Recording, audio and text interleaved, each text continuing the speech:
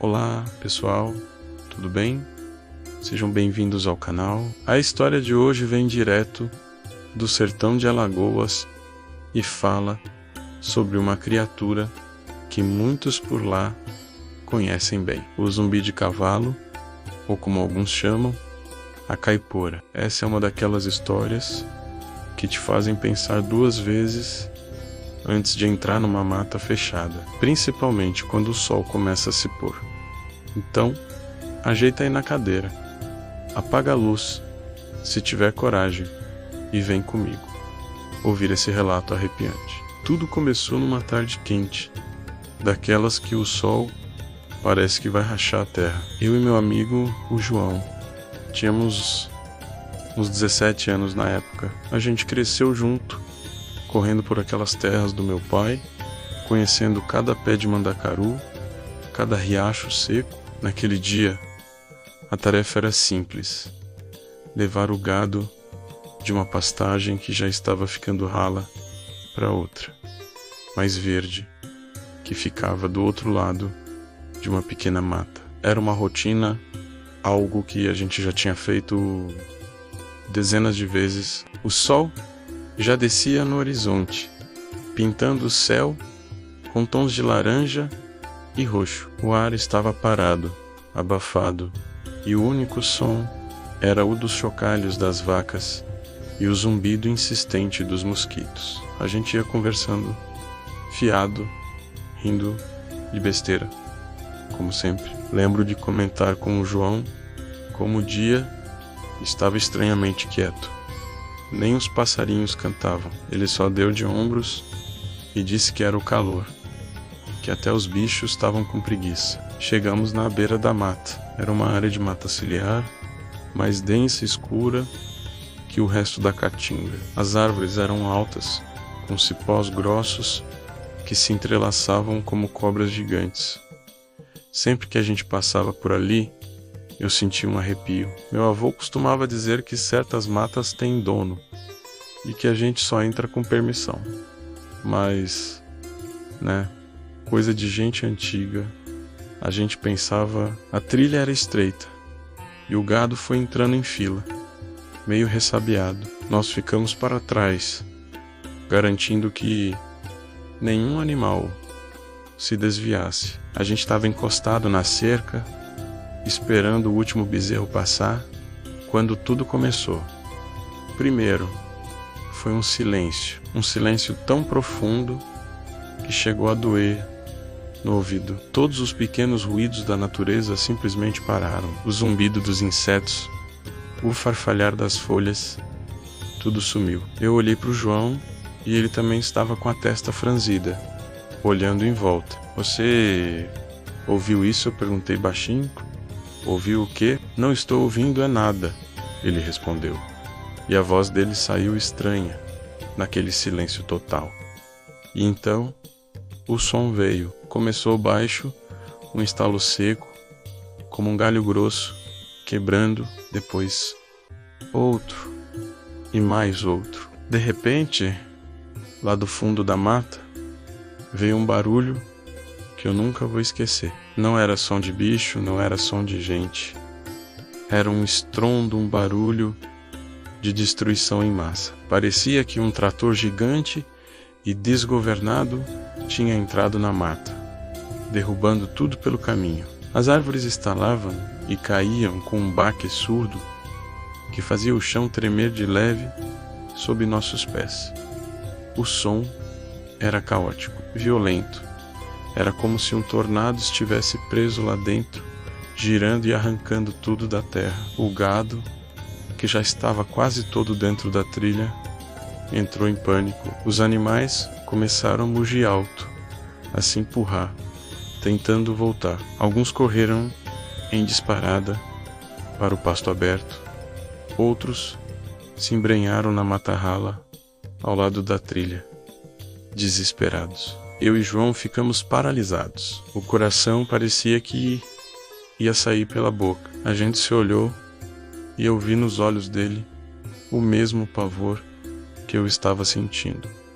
Que diabo é isso? O João gritou por cima do barulho, que agora parecia estar se movendo. Não estava mais parado no mesmo lugar, estava vindo na nossa direção. Acompanhando a trilha, a gente podia ouvir as árvores maiores sendo arrancadas pela raiz, o som de madeira se partindo, um caos de folhas e galhos. E junto com o estrondo, tinha um outro som, um assobio agudo e fino, que parecia cortar o ar. Era um som que arrepiava até a alma. Meu primeiro pensamento foi: alguém está desmatando. Mas quem seria louco de passar com um trator ali, naquela hora, numa área de preservação e com aquela velocidade? Não fazia sentido. O barulho era rápido demais, selvagem demais. Não era mecânico, era orgânico, raivoso. Corre, eu gritei. Não precisei falar 2 vezes. A gente deu as costas para a mata e saiu em disparada pelo pasto aberto, sem nem olhar para trás. A adrenalina era tanta que eu nem sentia minhas pernas.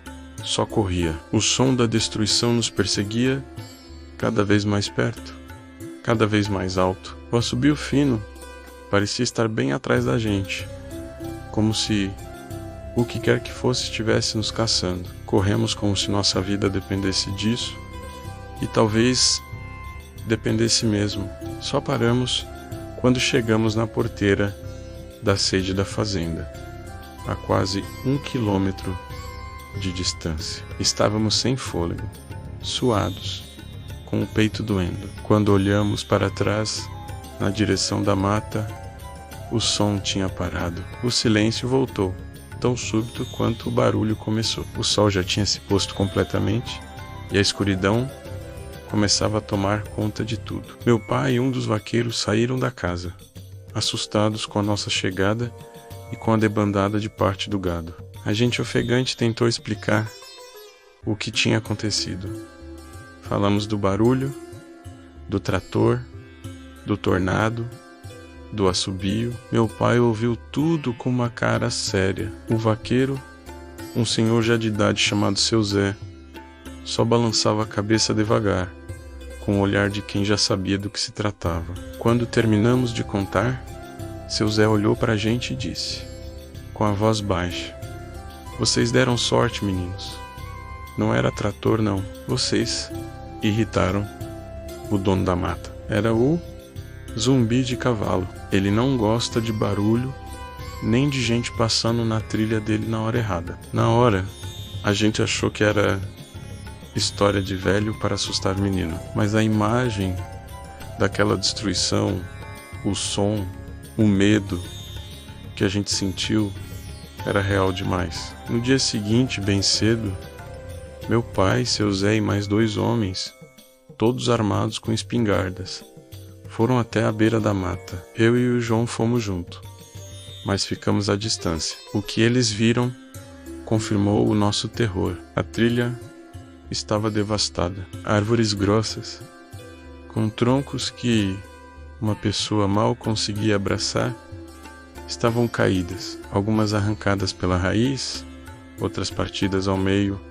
como se fossem palitos. Havia um rastro de destruição de uns 10 metros de largura, que seguia exatamente o caminho da trilha, parando bruscamente a uns 50 metros de onde a gente estava. Não tinha marca de pneu, não tinha pegada humana, não tinha nenhuma explicação lógica para aquilo. Era como se uma força invisível e furiosa tivesse passado por ali. Nunca mais voltei naquela parte da fazenda no fim da tarde. O gado que se perdeu foi encontrado dias depois, mas alguns animais nunca mais apareceram. Até hoje, quando eu fecho os olhos, consigo ouvir aquele estrondo e o assobio agudo. Eu não sei o que era aquilo, de verdade. Talvez fosse mesmo o zumbi de cavalo, a caipora, o protetor da mata que nós perturbamos. A única certeza que eu tenho é que eu não fiquei lá para ver,